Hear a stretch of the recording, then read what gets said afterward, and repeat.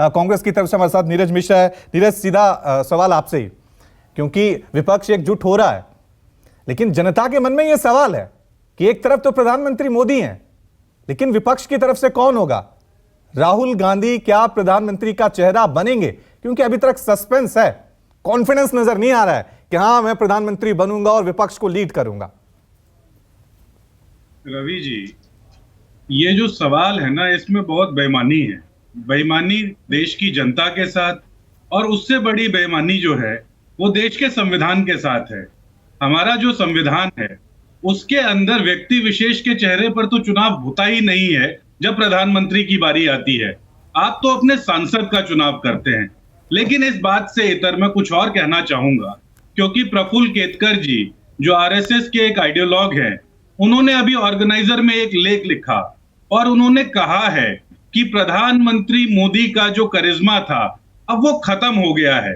तो आरएसएस ने भी इसको स्वीकार लिया है और मुझे उम्मीद है कि देश का मीडिया भी इसको जल्दी स्वीकारेगा। लेकिन बड़ी बात रवि भाई क्या है कि देखिए, 3 ऐसे पहलू थे जिसकी वजह से भाजपा को हमेशा सो कॉल्ड एक एडवांटेज था। पहला था हिंदुत्व, दूसरा था राष्ट्रवाद और तीसरा था लाभार्थी वर्ग। अब इन तीनों की एक एक करके समीक्षा कर लेते हैं। इनका जो फर्जी हिंदुत्व था, जिसमें इन्होंने बजरंगबली को इन्वॉल्व किया कर्नाटक के अंदर, तो देखिए चिरंजीवी महाबली हनुमान ने कैसे इनकी कमर तोड़ दी और इनके फर्जी हिंदुत्व का वहां से हवा निकाल दी। दूसरा था राष्ट्रवाद, तो राष्ट्रवाद के नाम पर आज भी सत्यपाल मलिक जी के जो सवाल हैं वो इस देश के अंदर जिंदा हैं कि कौन वो लोग थे जिनकी वजह से कश्मीर में इतना बड़ा आतंकी हमला हुआ। उससे ज्यादा इन्होंने पहली बार भारत की धरती के ऊपर आईएसआई जैसे संगठन के लोगों से जांच कराने के नाम पर उनको एंट्री दे दी। तो इनका जो फर्जी राष्ट्रवाद था उसकी भी हवा निकल गई। तीसरा, ये जो लाभार्थी वर्ग की बात करते हैं बार बार, आज मुझे बताइएगा जो विपक्ष के दल हैं उनकी जहां जहां सरकारें हैं उनसे बड़ा लाभार्थी वर्ग कहीं है? केंद्र सरकार 1200 रुपए का सिलेंडर बेचती है, कांग्रेस की सरकारें 500 रुपए में आपको सिलेंडर देती हैं। आपके यहां पर तेल की जो कीमतें हैं वो 110 रुपए हैं, हमारे यहां पर हिमाचल में जो तेल की कीमतें हैं वो 90 रुपए से भी कम है। हम लोगों से बड़ा लाभार्थी वर्ग किसका है?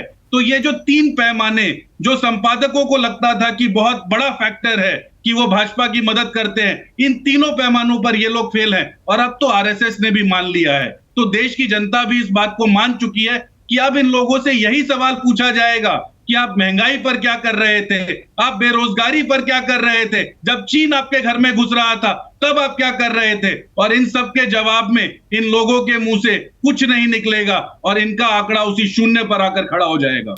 नहीं, लेकिन आप चेहरे पर इतनी चुप्पी क्यों साधे हुए? ये भी तो एक सवाल है ना, क्योंकि अगर भारत जोड़ो यात्रा होती है तो वहां राहुल गांधी सबसे बड़ा चेहरा, अगर ये यात्रा कामयाब हुई है राहुल गांधी की वजह से, उधर प्रियंका गांधी को चेहरा बनाया जाता है। तो चेहरा तो इस देश की सियासत में हमेशा रहा है, लेकिन अब सवाल यह है कि कांग्रेस वो आत्मविश्वास क्यों नहीं दिखा रही है?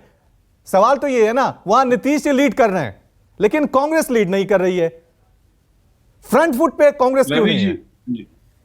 देखिए, मैं आपको 2 बातें बता देता हूं। सबसे पहली बात तो ये कि अगर आज की स्थिति समझें तो राहुल गांधी जी को तो इन लोगों ने डिस्क्वालीफाई करा दिया। अब इस पर ये लोग बोलेंगे कि कोर्ट ने किया और कैसे हुआ, तो राहुल गांधी जी इनके हिसाब से तो चुनाव ही नहीं लड़ पाएंगे। लेकिन दूसरी बड़ी बात यह है कि इतिहास में आप जाइए, जब जब कांग्रेस पार्टी ने प्रधानमंत्री इस देश को दिया है, क्या तब तक हमने कोई चेहरा दिया? हमारे यहां तो अपना भी एक संविधान है और हमारा संविधान कहता है कि जब आप चुनाव जीत जाएंगे तो जो संसदीय दल होगा उसमें जो सांसद होंगे वो चेहरे का चुनाव करेंगे। सर, आप कोई भी चुनाव उठाइए। यही कांग्रेस है जो नारा देती थी Indira is India, India is Indira. Indira के चेहरे पे कांग्रेस ने कितने चुनाव जीते हैं, पंडित जवाहरलाल नेहरू के चेहरे पे कितने चुनाव जीते हैं, लेकिन यह है कि उनके कद का नेता या वो नहीं मिल रहा है, इसलिए चुप है। ठीक है, अनिला सिंह की तरफ रुख करता हूं। अनिला जी, क्योंकि अब जिस तरह से कहा जा रहा है कि जब प्रधानमंत्री, नीरज कुछ कह रहे हैं? रवि जी, जब पहली बार प्रधानमंत्री चाहे नेहरू जी बने, चाहे इंदिरा जी बनी, चाहे राजीव जी बने, चाहे मनमोहन सिंह बने, चाहे पीवी नरसिम्हा राव बने, आप इन सब का इतिहास उठा के देखिए, इन लोगों का चेहरा कभी सामने नहीं था। जब ये लोग चुनाव जीत गए और सरकार रिपीट करने की बारी आई, साफ तौर से सामने आए। चेहरे से अभी कांग्रेस थोड़ी बचती हुई नजर आ रही है। इसके पीछे क्या स्ट्रेटेजी है, इसी पे हम चर्चा कर रहे हैं।